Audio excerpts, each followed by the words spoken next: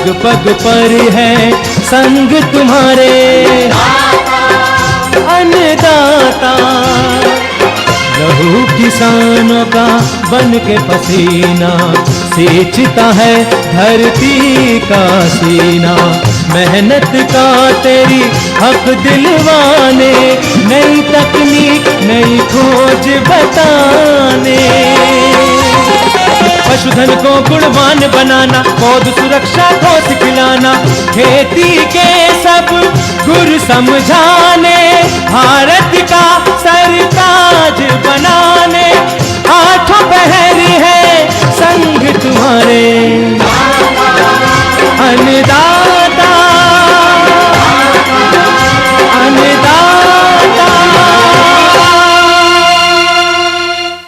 नमस्कार, मैं प्रियंका राय आप सभी दर्शकों का अन्नदाता कार्यक्रम में स्वागत करती हूं। हमारे देश का किसान जन का पोषक है, वो श्रम का देवता है, अन्नदाता है। उसमें ही भारत की आत्मा निवास करती है। ऐसे ही किसानों की प्रगति के लिए हम खेती बाड़ी से जुड़ी हुई बहुत सी नई लाभकारी जानकारियां हर सुबह आपके लिए लेकर आते हैं। तो चलिए कार्यक्रम शुरू करने से पहले देखते हैं क्या है आज के अन्नदाता में। अधिक उपज के लिए कैसे करें प्याज की उन्नत खेती।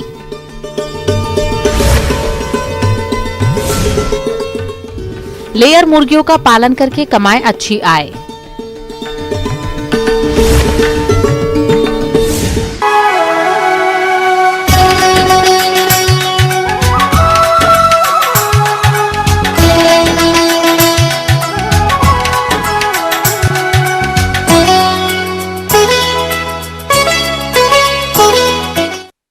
प्याज की खेती अपने प्रदेश में बड़े क्षेत्रफल पर की जाती है, तो जो किसान इसकी खेती करना चाहते हैं वे इसकी कौन कौन सी उन्नत किस्मों का चयन करें और किस प्रकार से करें वैज्ञानिक तकनीक से खेती, ताकि उन्हें आगे चलकर प्याज की फसल से अधिक उपज की प्राप्ति हो सके।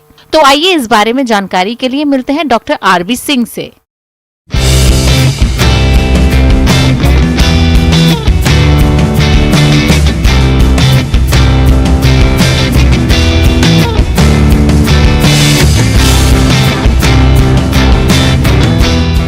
देखिए, रबी सीजन की ये वैरायटी है। इसको अभी जो हमारी पाइपलाइन में है, जो कि अभी 1-2 साल इसको ईजाद होने में लगेगा, NHO 920 के नाम से है। और कुछ वैरायटियां हमारे यहाँ NHRDF रेड यानी कि L28 जो यहाँ स्पेशली काले रंग का जो गंठा बोलते हैं उसकी वैरायटियां हैं। और कुछ हमारी ये NHRDF रेड 3 और रेड 4, ये 4 वैरायटी हम लोगों ने यहाँ कराया है और इसका रिजल्ट बहुत अच्छा है चारों वैरायटियों का। जैसा हम देख रहे हैं, जो ये NHO 920 का जो अभी हम लोग ज़्यादा प्रयास कर रहे हैं इसका आगे के लिए, फ्यूचर के लिए, तो उसका बहुत अच्छा रिजल्ट है किसानों के लिए, क्योंकि 80 से 85 दिन में तैयार हो जा रही है आपकी ये वैरायटी। और साथ में इसको क्या है कि ये लगभग मानकर चलिए कि 100 से 125-30 कुंटल तक इसका पर एकड़ का उत्पादन है और गुलाबी रंग की है और स्टोरेजेबल है, आपके स्टोर में काफ़ी अच्छी रहती है और काफ़ी अच्छा रिजल्ट है इसका। लगाने का उपयुक्त समय इसका मेन है जब आपकी नर्सरी 55 से 60 दिन की हो जाए, यानी कि आपका जनवरी फर्स्ट वीक बेस्ट इसके लिए सबसे अच्छा टाइम है। लेकिन 15-20 जनवरी तक भी आप लगाते हैं तो कोई दिक्कत नहीं है। यहाँ जहाँ ज़रूरत है कि ये लोग जो है आलू की फसल निकाल कर भी लगाते हैं तो उस दौरान तक भी ये चलती हैं हमारी वैरायटियाँ, क्योंकि काफ़ी किसान ऐसे हैं हमारे कि जो किसान भाई आलू निकालने के बाद में फरवरी में और ये प्याज लगाते हैं और बहुत अच्छा रिजल्ट मिलता है। किसान भाइयों, बात करते हैं प्याज की खेती के लिए मिट्टी व जलवायु के बारे में। तो प्याज की खेती के लिए बलुई दोमट व चिकनी दोमट मिट्टी होने के साथ अच्छा जल निकास भी होना चाहिए। मिट्टी का pH मान 6.5 से 7.5 अच्छा रहता है। तापमान 12 से 22 डिग्री सेल्सियस होता है। उस दौरान पौधे की बढ़वार होती है, लेकिन 20 से 21 डिग्री सेल्सियस बल्ब बनने के लिए और 30 से 35 डिग्री सेल्सियस तापमान फसल पकने के लिए ठीक माना जाता है। खेत की तैयारी। खेत की पहली जुताई मिट्टी पलटने वाले हल से एक बार करें। इसके बाद 2 से 3 जुताइयां देशी हल या कल्टीवेटर से करके खेत को समतल व भुरभुरा बना लेना चाहिए। खाद और उर्वरक प्रबंधन। प्याज के सफल उत्पादन के लिए खाद एवं उर्वरकों का इस्तेमाल मिट्टी जांच के आधार पर ही करना चाहिए। गोबर की सड़ी खाद 20 से 25 टन रोपाई से 1 महीने पहले खेत में डालनी चाहिए। और इसमें डीएपी और पोटास और यूरिया हम लोग डालते हैं। यूरिया की हम लोग 3 डोज डालते हैं और बाकी 2 डोज जो हैं करीबन 30 दिन पर और 45 दिन के आसपास पे हम लोग जो है 45-50 दिन के आसपास पे उसमें यूरिया की दूसरी डोज डालते हैं, दूसरी तीसरी। तो जब भी आप रोपाई करें तो आप बावस्टीन से ट्रीट कर ही इसकी रोपाई करें, जिससे जो भी फंगल उससे डेवलप होकर नर्सरी से आए हैं और जो आप ट्रांसप्लांटिंग कर रहे हैं वहाँ वो ख़त्म हो जाएगा उसका फंगल जो है। तो इसलिए कि आपको फ्रेश बिल्कुल क्रॉप मिलेगी और बढ़िया अच्छा रिजल्ट मिलेगा, अच्छा स्टैंडिंग होगा उसका नर्सरी का। और इसमें सबसे अच्छा ये है कि ये जो आप देख रहे हैं इसका लगाने का जो तरीका है, लाइन से लाइन की दूरी और प्लांट से प्लांट की दूरी सेम रखिए 10 से 15 सेंटीमीटर का। एक अच्छा, जैसे हम लोग जो अगर सिस्टमेटिक लगाएंगे, कुछ किसान भाई क्या होता है कोई सिस्टमेटिक तरीके से नहीं लगाते हैं, लेकिन मेरी उनसे यही गुजारिश है कि जो भी वो लगाएं, क्योंकि ये बहुत ही अच्छी क्रॉप होती है, तो इसको टेक्निकल तरीके से ही लगाएं। जो टेक्निकली चीज़ें हैं उनको देख कर ही कराएं। 10 से 15 सेंटीमीटर की दूरी पर इसको लगाएं।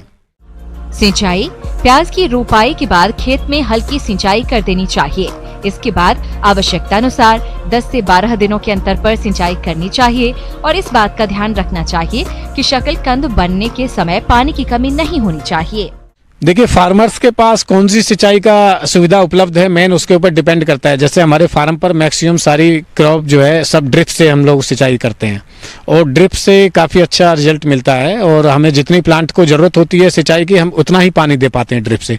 अदरवाइज हम फ्लड में भी हम पानी देते हैं, तो किसान भाइयों से मेरा ये अनुरोध है कि फ्लड में पानी दें तो वहाँ खड़े होकर ही पानी दें, जिससे कि ज़्यादा पानी ना वहाँ स्टोर हो। अगर पानी स्टोर हो गया, ज़्यादा खड़ा हो गया, तो उसको फिर जल निकास की सुविधा की वजह से प्लांट जो है पीले पड़ जाएंगे और उसमें फंगस की डेवलप हो जाएगी, फिर आपकी क्रॉप जो है पीली पड़ जाएगी। किसान भाइयों, अब बात आती है झुलसा रोग की।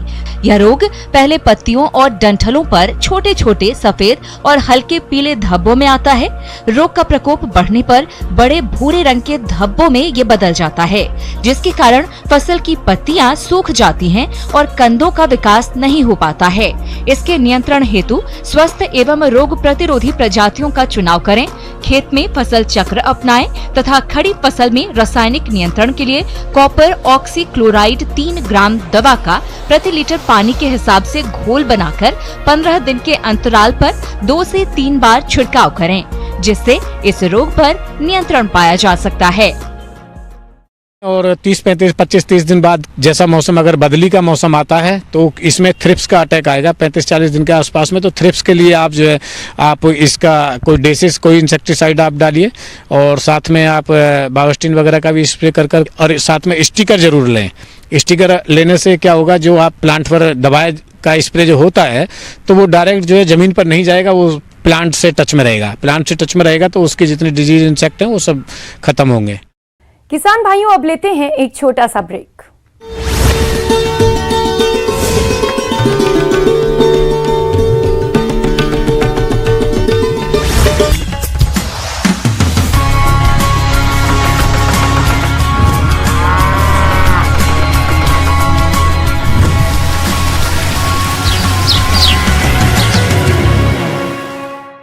ब्रेक के बाद आप सभी दर्शकों का अन्नदाता में स्वागत है।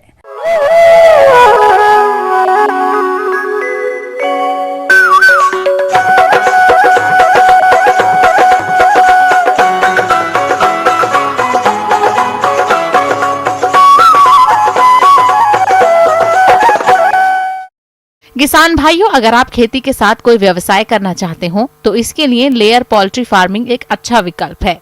इसके तहत मुर्गियों को अंडा उत्पादन के लिए पाला जाता है। इस व्यवसाय को आप बड़ी सरलता के साथ कर सकते हैं। बस जरूरत है इनके प्रबंधन की बारीकियों को समझने की। तो आप किस प्रकार से करें लेयर मुर्गी का पालन, आइए जानते हैं डॉक्टर भूषण कुमार से।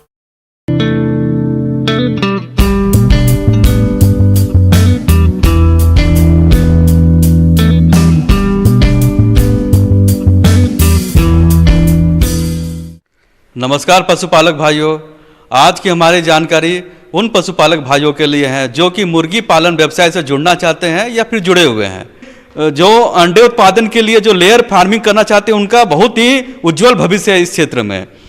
अब बात आता है कि अब कोई लेयर फार्मिंग करना चाहते हैं तो कैसे करें। तो लेयर फार्मिंग के लिए ज़रूरी है कि सबसे पहला तो होता है कि जो किस वेराइटीज़ का हम लोग क्या होता है चयन करें। तो अंडे उत्पादन के लिए कुछ प्रजातियां हैं, जैसे कि लोहमन है, BB 300 है, BB 380 है। इसके अलावा अगर कोई घर पर करना चाहते हैं, बैकयार्ड में करना चाहते हैं अगर लेयर फार्मिंग, तो उसके लिए एक जिसको कि हम लोग झारसिम कहते हैं, उसमें भी अंडे उत्पादन की क्षमता बहुत अत्यधिक है। तो जो भी अच्छे अंडे उत्पादन वाली जो प्रजाति है उसका चयन कर सकते हैं।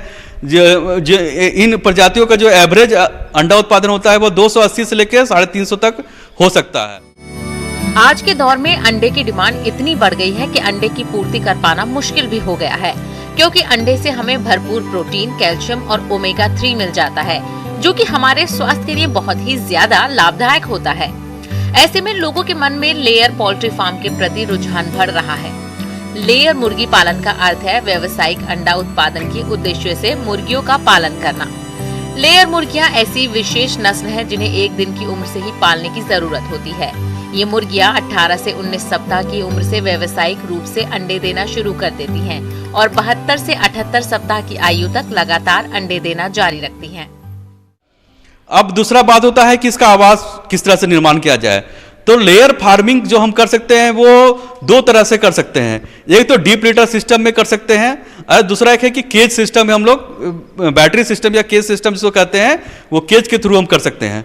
तो जब हम डीप लिटर सिस्टम में हम मुर्गियों को रखते हैं अंडा उत्पादन के लिए, तो इसके लिए हम जरूरी होता है कि एक मुर्गी को करीब करीब 2 स्क्वायर फीट भूमि की आवश्यकता या जगह की आवश्यकता होती है। और जब अगर कोई मुर्गी उत्पादन पिंजरे में करना चाहते हैं या केज सिस्टम या बैटरी सिस्टम में करना चाहते हैं तो उसके लिए करीब करीब 12 इंच और 12 इंटू 15 इंच का स्पेस की जरूरत पड़ती है एक मुर्गियों के लिए। इसके अलावा अगर डीप लिटर सिस्टम में तो करीब करीब जो इसका बेड है, बेड की मोटाई करीब 6 इंच की होनी चाहिए। और जो बेड के लिए जो मुर्गियों के बिछावन के लिए है, किसान भाई जो है वो कुन्नी का इस्तेमाल कर सकते हैं या फिर जो भी अच्छा जो जल्दी गीला ना हो, सूख जाए, इस तरह का बिछावन का प्रयोग कर सकते हैं।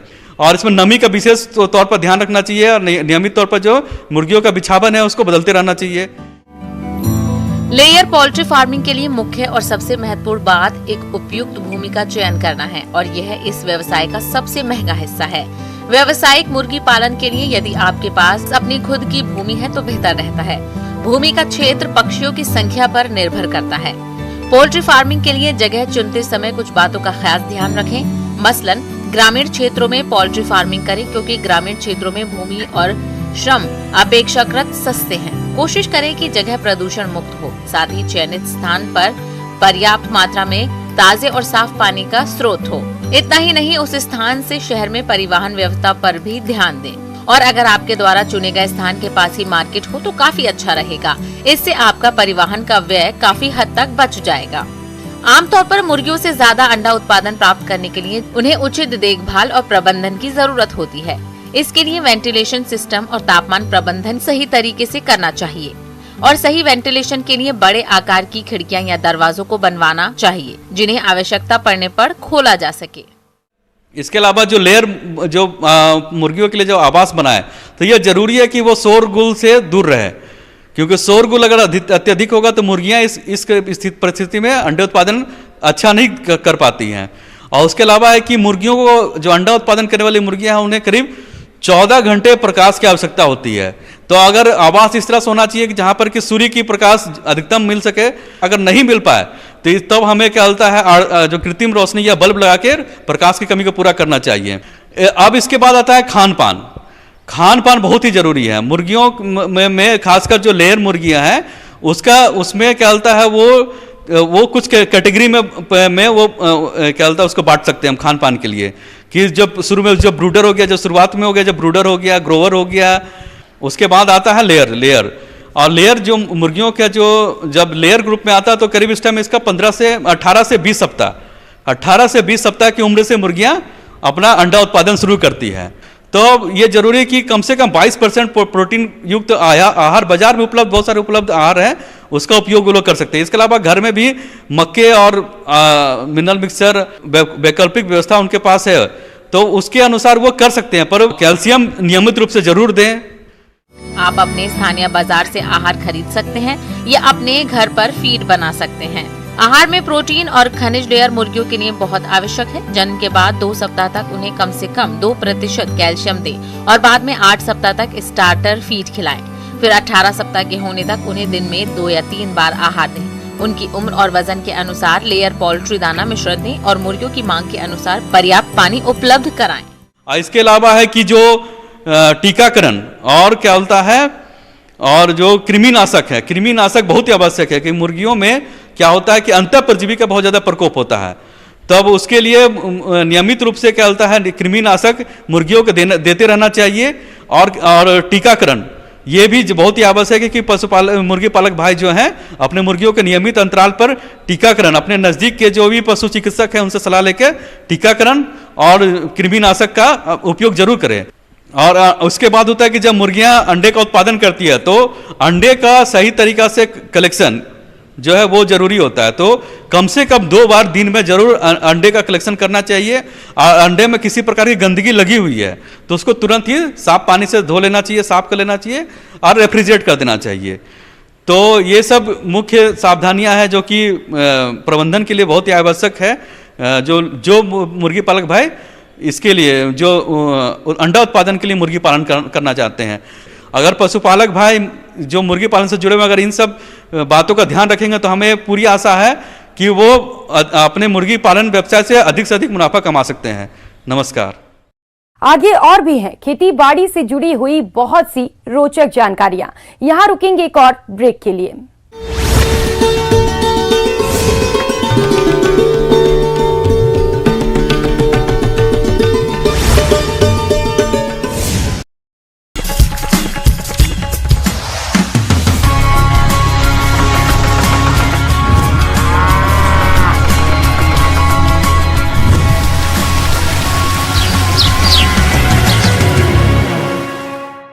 ब्रेक के बाद एक बार फिर से आप सभी दर्शकों का अन्नदाता कार्यक्रम में स्वागत है।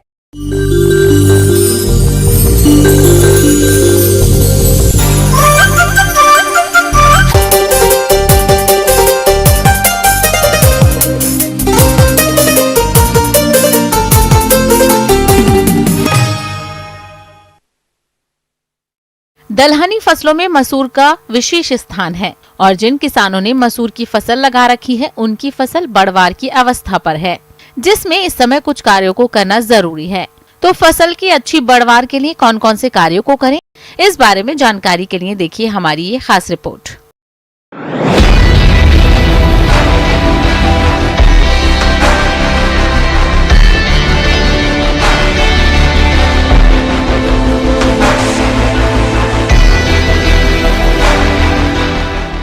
किसान भाइयों, जिन लोगों ने मसूर की बुआई कर रखी है उन 20 से 25 दिन बाद जो है हम लोग निकाई गुड़ाई जो है एक कर सकते हैं। उसके बाद जो है सो दूसरी निकाई गुड़ाई जो है आवश्यकता अनुसार 40 से 45 दिन बाद जो है हम लोग कर सकते हैं। इसमें ध्यान देने वाली बात यह है कि हम लोग को जो है 50 दिन तक जो है खेत को जो है सो खरपतवार से मुक्त रखना है। इससे जो है सो अच्छा पैदावार जो है हम लोग को मिल सकता है। किसान भाइयों, मसूर की फसल के साथ कुछ खरपतवार भी उग जाते हैं जो कि फसल के साथ खाद, उर्वरक, हवा, पानी और प्रकाश के लिए प्रतिस्पर्धा करते हैं, जिससे फसल का सही विकास नहीं हो पाता और उत्पादन में कमी आ जाती है। इसलिए आप अपनी फसल में निराई गुड़ाई कर खरपतवारों को समय समय पर निकालते रहें, जिससे फसल की बढ़वार तो अच्छी होगी ही, साथ ही साथ मसूर की फसल से अधिक उत्पादन भी मिलेगा।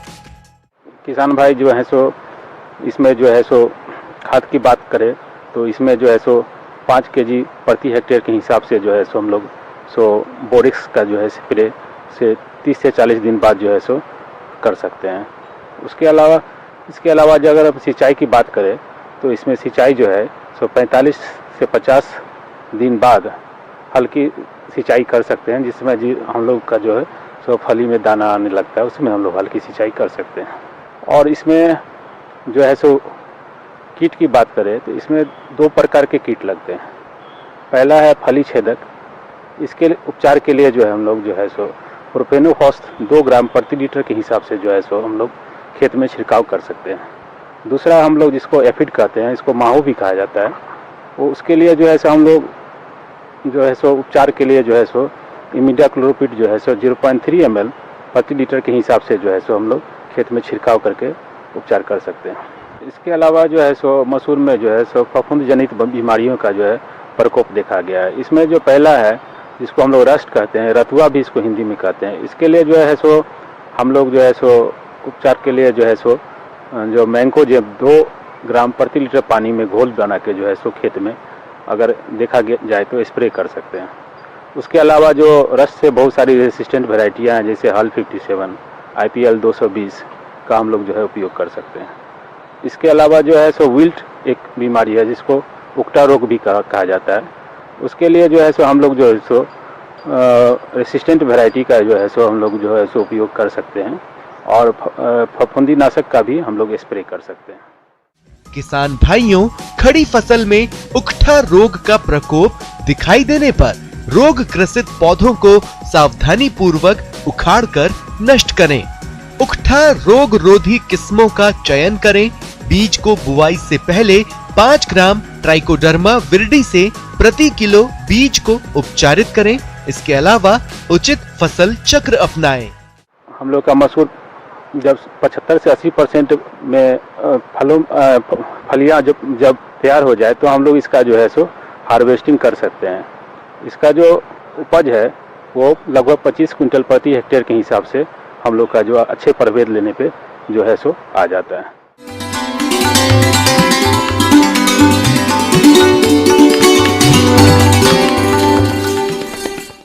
आइए जानते हैं अन्नदाता निशुल्क फोन के माध्यम से पूछे गए समस्याओं के समाधान। अन्नदाता निशुल्क फोन संपर्क सेवा के माध्यम से पूछे गए प्रश्नों में से आज हमने जिस प्रश्न को कार्यक्रम में शामिल किया है उसे पूछा है जिला कोटा के किसान गणेश राम ने। आप धनिया की फसल में किए जाने वाले जरूरी कार्यों के बारे में जानकारी चाहते हैं। तो गणेश राम जी, आपकी जानकारी के लिए प्रस्तुत है कार्यक्रम का ये अंश।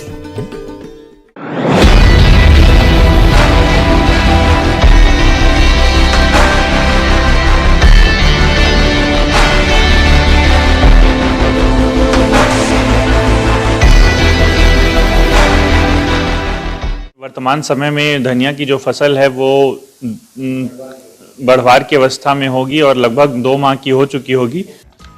किसान भाइयों, सबसे पहले बात करते हैं धनिया की फसल में सिंचाई प्रबंधन की। तो धनिया की फसल में सिंचाई मिट्टी के प्रकार और फसल की जल मांग के अनुसार ही करना चाहिए। यदि आप सही समय पर फसल में सिंचाई नहीं करेंगे तो फसल कमजोर हो जाएगी, जिससे आपको आगे चलकर कम उत्पादन की प्राप्ति होगी। इसीलिए आप फसल की अवस्था को ध्यान में रखते हुए सिंचाई करें। तो जल प्रबंधन ऐसा है कि अभी वर्तमान जो समय है उसमें आप हल्की सिंचाई जो है 15 से 20 दिन में लगातार देते रहें और बाकी जो है फसल की जो जल मांग है और मिट्टी के प्रकार के हिसाब से भी आप कम ज़्यादा इसको कर सकते हैं। और एक बात का विशेष ध्यान रखना है कि जल जो है भराव ना हो, इसके उचित निकास की भी आप व्यवस्था कर लें। किसान भाइयों, अब बात करते हैं धनिया की फसल में लगने वाले कीट रोग की। तो धनिया की फसल को कीट रोग द्वारा काफी नुकसान होता है, इसीलिए आप इनकी समय से पहचान करके नियंत्रण किस तरह से करें, आइए जानते हैं। तो सबसे पहले हम बात कर लेते हैं इसमें लगने वाले रोग की। तो इसमें जो है एक रोग आता है पाउडरी मिल्ड्यू, जो कि एक सफ़ेद पाउडर के तरह निकलता है। फूल पत्ती सब में वो पाउडर जैसा एक संरचना बन जाती है, जिससे प्रकाश संश्लेषण बाधित हो जाता है और उत्पादन में भी भारी कमी देखने को मिलती है। तो इसके नियंत्रण के लिए आप सल्फेक्स पाउडर 2 ग्राम प्रति लीटर की दर से आप इसका छिड़काव कर सकते हैं। ये पाउडरी मिल्ड्यू के साथ साथ पाले से भी बचाएगा फसल को। तो इसके अलावा हम बात कर लेते हैं इसमें लगने वाले जो प्रमुख कीट हैं। तो इसमें वो पहला है माहू, जो कि हरे, पीले रंग के, काले रंग के होते हैं और पौधों में चिपके रहते हैं हजारों की संख्या में। खासकर फूल और फलों को ये ज़्यादा नुकसान पहुंचाते हैं, जिससे उत्पादन भी बहुत कम हो जाता है। तो आप इसके लिए निरंतर निगरानी करते रहें फसलों में और इसके नियंत्रण के लिए इमिडाक्लोप्रिड 0.5 ml प्रति लीटर की दर से आप इसका छिड़काव करें। और इसके अलावा एक और दवा है थायोमेथाक्साम, आप इसका भी 0.5 ग्राम प्रति लीटर की दर से आप इसका भी छिड़काव कर सकते हैं। और 15 से 20 दिन के अंतराल में आप इसका फिर से दूसरा छिड़काव भी करें और निरंतर फसलों की निगरानी करते रहें। तो ये थी किसान भाइयों मेरे द्वारा बताई गई छोटी छोटी जानकारियां, जिसको अगर आप ध्यान में रखें तो धनिया की अधिक से अधिक फसल, अधिक से अधिक उत्पादन आप प्राप्त कर सकते हैं।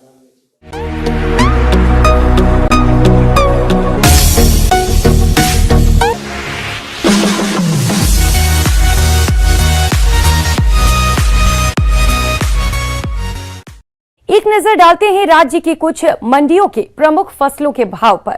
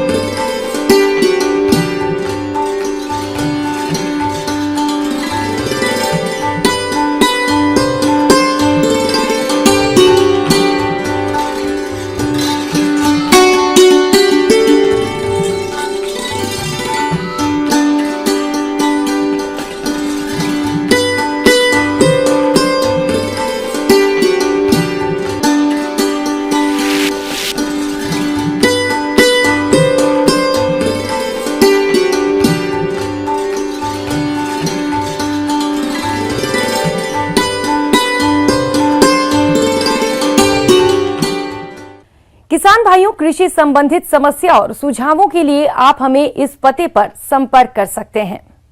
प्रोड्यूसर अन्नदाता news 18 Rajasthan, Ramoji film city, Hyderabad 501512। साथ ही आप हमें ईमेल भी कर सकते हैं। हमारा ईमेल है p18annadatarajasthan@news18.com। इसके अतिरिक्त आप हमें निःशुल्क हेल्पलाइन नंबर 1800-8892-1663 पर सोमवार से शनिवार सुबह 10 से शाम 4 बजे के बीच संपर्क कर सकते हैं। अब समय हो रहा है आपसे विदा लेने का। कल फिर मुलाकात होगी कृषि से जुड़ी महत्वपूर्ण जानकारियों के साथ। नमस्कार।